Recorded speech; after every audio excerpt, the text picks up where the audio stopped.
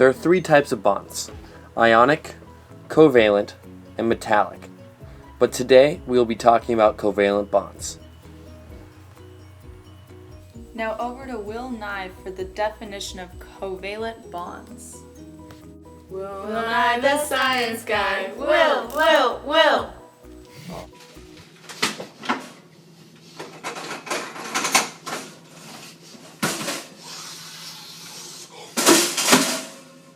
Oh hey, I'm Will Nye, and today I'm here to tell you about the formal definition of a covalent bond. A covalent bond is the electrostatic attraction between a bonding pair of electrons and a positively charged nuclei.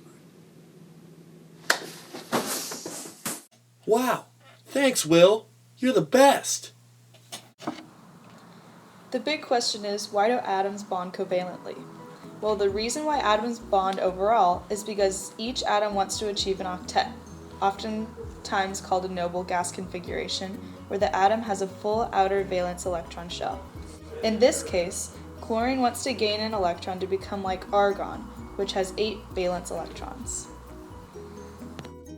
How do these atoms get extra valence electrons in order to achieve an octet?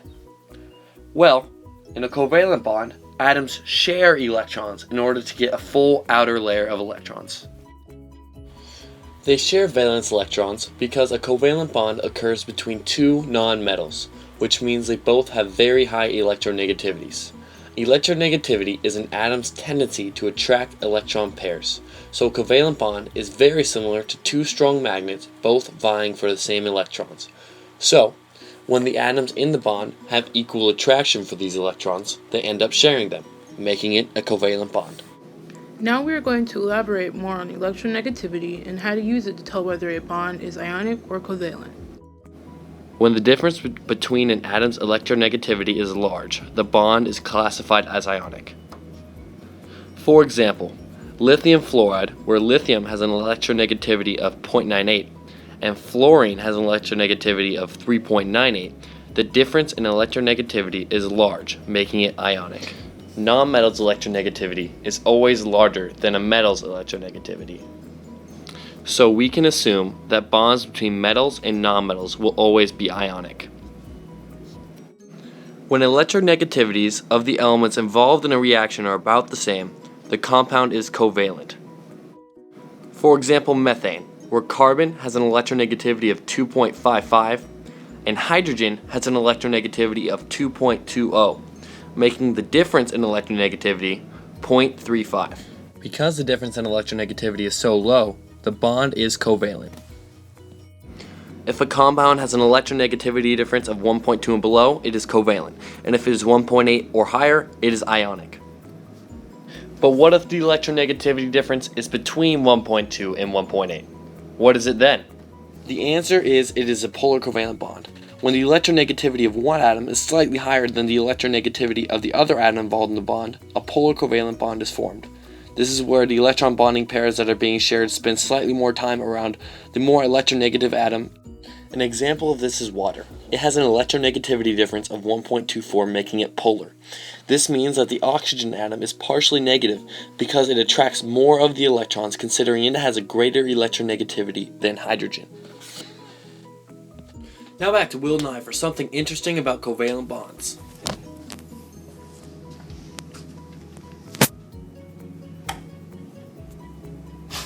Oh God, I'm so sorry. I'll leave.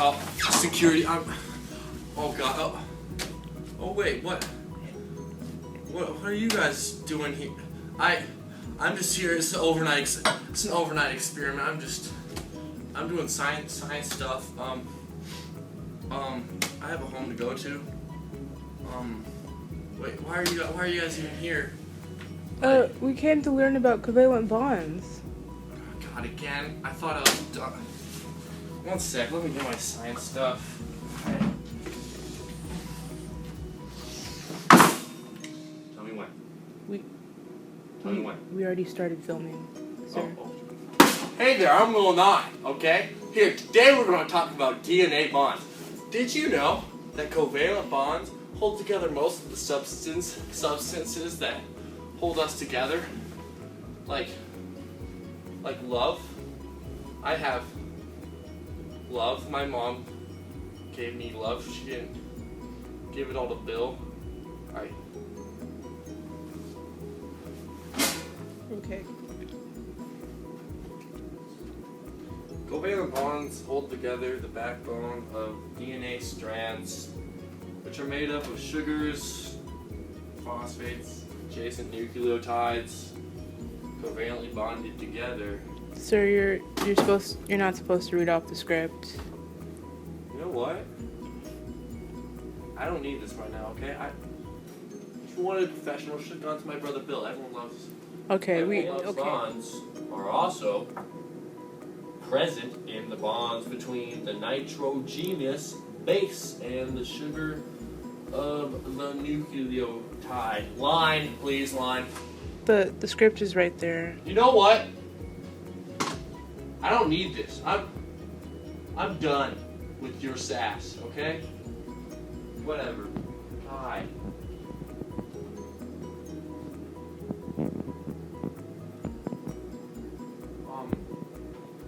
Actually,